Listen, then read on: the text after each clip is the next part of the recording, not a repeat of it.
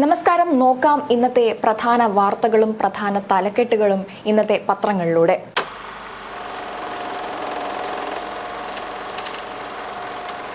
ആദ്യം തന്നെ ദീപിക പത്രത്തിലേക്ക് നോക്കുകയാണെങ്കിൽ രണ്ട് വാർത്തകളാണ് പ്രധാനമായും കാണുന്നത്. അതിൽ ആദ്യത്തെ വാർത്ത വെങ്കലഗോദ എന്ന തലക്കെട്ടോട് കൊടുത്തിരിക്കുന്ന വെങ്കലം നേടിയ ഇന്ത്യയുടെ അഭിമാനമായ അമൻ ഷെഹ്റാവത്തിന്റെ വാർത്തയാണ്. തൊട്ടടുത്തായി ധൻഖറും പ്രതിപക്ഷവും നേർക്കുനേർ എന്ന തലക്കെട്ടോടുകൂടി ജഗ്ദീപ് ധൻഖറിനെതിരെ പ്രതിപക്ഷം പ്രമേയം പാസാക്കുന്നതിനെ കുറിച്ചുള്ള വാർത്ത നൽകിയിട്ടുണ്ട്.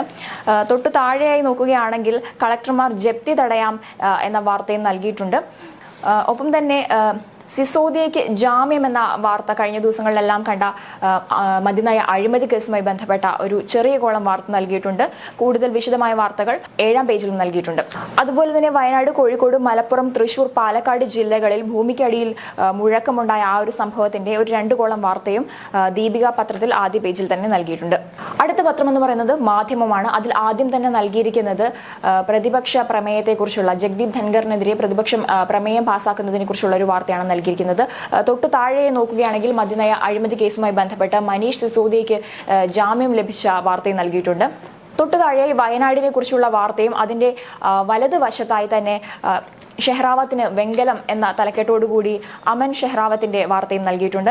തൊട്ടു താഴെ മുംബൈ കോളേജിലെ ഹിജാബ് വിലക്കിന് സുപ്രീം കോടതി സ്റ്റേ എന്ന വാർത്തയും നൽകിയിട്ടുണ്ട്. അടുത്തത് ദേശാഭിമാനി പത്രമാണ്. ദേശാഭിമാനിയിലേക്ക് നോക്കുകയാണെങ്കിൽ ഏറെ പ്രാധാന്യത്തോടെ നൽകിയിരിക്കുന്നത് വയനാട്ടിലെ ദുരന്ത ബാധിതർക്ക് മുഖ്യമന്ത്രി അടിയന്തര ധനസഹായം പ്രഖ്യാപിച്ചിരുന്നു. അതിനെക്കുറിച്ചുള്ള വാർത്തയാണ് അടിയന്തര ആശ്വാസം എന്ന വലിയ തലക്കെട്ടോടുകൂടി നൽകിയിരിക്കുന്നത്. തൊട്ടുമുകളിലായി അമന് വെങ്കലം എന്ന ഒരു വാർത്തയും നൽകിയിട്ടുണ്ട്. അതിന്റെ കൂടുതൽ വിശദാംശങ്ങൾ പേജ് 14-ലുണ്ട്. അതിന് തൊട്ടടുത്തായി 2 രാജ്യം 2 അമ്മമാർ ഒരു വികാരം എന്ന തലക്കെട്ടോടുകൂടി നീരജ് ചോപ്രയുടെ അമ്മയും അതുപോലെ അർഷാദ് നമീദിന്റെ അമ്മയെക്കുറിച്ചുമുള്ള ഒരു വാർത്ത നൽകിയിട്ടുണ്ട്. ഒപ്പം തന്നെ മനീഷ് സിസോദിയയ്ക്ക് ജാമ്യം ലഭിച്ചതിനെ കുറിച്ചുള്ള വാർത്തയും തൊട്ടു താഴെയായി സർക്കാരിന് ജപ്തി തടയാമെന്ന തലക്കെട്ടോടുകൂടി ഒരു വാർത്തയും നൽകിയിട്ടുണ്ട്. അടുത്ത പത്രം മലയാള മനോരമയാണ്. അതിന് 2 മുൻ പേജുകളാണ് ഇന്നത്തെ ദിവസം നൽകിയിരിക്കുന്നത്. ആദ്യത്തെ പേജിൽ പരസ്യമാണ്. 2-ാമത്തെ പേജിലേക്ക് നോക്കുകയാണെങ്കിൽ അഭിമാനം അമൻ എന്ന തലക്കെട്ടോടുകൂടി അമൻ ഷെഹ്റാവത്തിന്റെ വിജയമാണ് നൽകിയിരിക്കുന്നത്. ഒപ്പം പട്ടിക വിഭാഗങ്ങളിൽ മേൽത്തട്ട് നടപ്പാക്കില്ല എന്ന തലക്കെട്ടോടുകൂടി ഒരു വാർത്തയും നൽകിയിട്ടുണ്ട്. ഈ 2 വാർത്തകൾക്കാണ് മനോരമ ഏറെ പ്രാധാന്യം നൽകിയിരിക്കുന്നത്. താഴേക്ക് വരുമ്പോൾ വീണ്ടും പരസ്യങ്ങളാണ് മലയാള മനോരമ നൽകിയിരിക്കുന്നത്. അടുത്ത പത്രം ജന്മഭൂമിയാണ്. ജന്മഭൂമിയിൽ ഏറെ പ്രാധാന്യത്തോടെ നൽകിയിരിക്കുന്ന വാർത്ത പരിസ്ഥിതി ഓഡിറ്റിന് ഹൈക്കോടതി ഉത്തരവ് എന്ന വലിയ തലക്കെട്ടോടുകൂടി നൽകിയിരിക്കുന്ന വാർത്തയാണ്. തൊട്ടു താഴെയായി ഉരുൾപൊട്ടൽ വിദഗ്ധ പഠനം ആവശ്യമെന്ന് കേന്ദ്ര സംഘം എന്ന വാർത്തയെ നൽകിയിട്ടുണ്ട്. തൊട്ടു താഴെ വയനാട്ടിലടക്കം ഭൂമിക്കടിയിൽ നിന്ന് ശബ്ദവും മുഴക്കവും എന്ന വാർത്ത കഴിഞ്ഞ ദിവസങ്ങളിൽ വയനാടിനെ കുറിച്ച് എന്ന വാർത്തയും നൽകിയിട്ടുണ്ട്. ഒപ്പം പ്രധാനമന്ത്രി ഇന്ന് വയനാട്ടിലെത്തുന്നതിനെ കുറിച്ചുള്ള വാർത്തയും ജന്മഭൂമി നൽകിയിട്ടുണ്ട്. മാതൃഭൂമിയിലേക്ക് വരികയാണെങ്കിൽ മനോരമയെ പോലെ തന്നെ 2 മുൻ പേജുകളാണ് മാതൃഭൂമിക്കുമുള്ളത്. എന്നാൽ അതിൽ ആദ്യത്തെ പേജിൽ വാർത്ത നൽകിയിട്ടുണ്ട്, ഒപ്പം പരസ്യവും. മലയാള മനോരമ നോക്കുകയാണെങ്കിൽ ആദ്യത്തെ പേജ് മുഴുവൻ പരസ്യമായിരുന്നു. എന്നാൽ മാതൃഭൂമിയിൽ ആദ്യത്തെ പേജിൽ 2 വാർത്തകളാണ് നൽകിയിരിക്കുന്നത്. 140 കോടി മുടക്കും എന്ന തലക്കെട്ടോടുകൂടി വിഴിഞ്ഞത്തെക്കുറിച്ചുള്ള ഒരു വാർത്ത നൽകിയിട്ടുണ്ട്. അതിന് തൊട്ടടുത്തായി വികസനത്തിന്റെ ഗുണഫലങ്ങൾ തദ്ദേശീയരിൽ എത്തിക്കണം മുഖ്യമന്ത്രി എന്ന തലക്കെട്ടോടുകൂടി ഒരു വാർത്തയും നൽകിയിട്ടുണ്ട്. തൊട്ടു താഴെയായി വരുന്നത് 2 പരസ്യങ്ങളാണ്.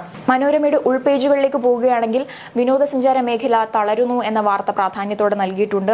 അതുപോലെ തൊട്ടടുത്ത പേജിലായി നൽകിയിരിക്കുന്നത് പഠിക്കണം നാം, കേരളത്തിൽ പരിസ്ഥിതി ഓഡിറ്റിംഗ് വേണം ഹൈക്കോടതി എന്ന തലക്കെട്ടോടുകൂടി വയനാട്ടിലെ ദുരന്തവുമായി ബന്ധപ്പെട്ട വാർത്ത വളരെ വിശദമായി നൽകിയിട്ടുണ്ട്. ഒപ്പം ഇന്ത്യക്ക് 6ാം മെഡൽ എന്ന വാർത്തയും നൽകിയിട്ടുണ്ട്. അടുത്ത പത്രം എന്ന് പറയുന്നത് കേരള കൗമുദിയാണ്. കേരള കൗമുദിയിലാണ് വയനാടിനെ കുറിച്ചുള്ള വാർത്ത ഏറ്റവും പ്രാധാന്യത്തോടെ നൽകിയിരിക്കുന്നത്. വയനാടിനെ നടുക്കി ഭൂമി മുഴക്കം പ്രകമ്പനം എന്ന വലിയ തലക്കെട്ടോടുകൂടി വയനാടിനെ കുറിച്ചുള്ള വിശദമായൊരു വാർത്ത നൽകിയിട്ടുണ്ട്. അതുപോലെ മോദി ഇന്ന് വയനാട്ടിൽ എത്തുന്നതിനെ കുറിച്ചും അമന്റെ വെങ്കല വിജയത്തെക്കുറിച്ചും വാർത്ത നൽകിയിട്ടുണ്ട്. അതുപോലെ തന്നെ മുഖ്യമന്ത്രി വയനാട് ദുരന്തത്തിൽപ്പെട്ടവർക്ക് 10,000 രൂപ സഹായം നൽകുന്നതിനെ കുറിച്ചുള്ള ഒരു വാർത്തയും കേരള കൗമുദി ആദ്യ പേജിൽ തന്നെ നൽകിയിട്ടുണ്ട്. ഇങ്ങനെ പോകുന്നു ഇന്നത്തെ പ്രധാന വാർത്തകളും പ്രധാന തലക്കെട്ടുകളും. ഇനി അടുത്ത ദിവസം പ്രധാന വാർത്തകളുമായി വീണ്ടും കാണാം. നമസ്കാരം.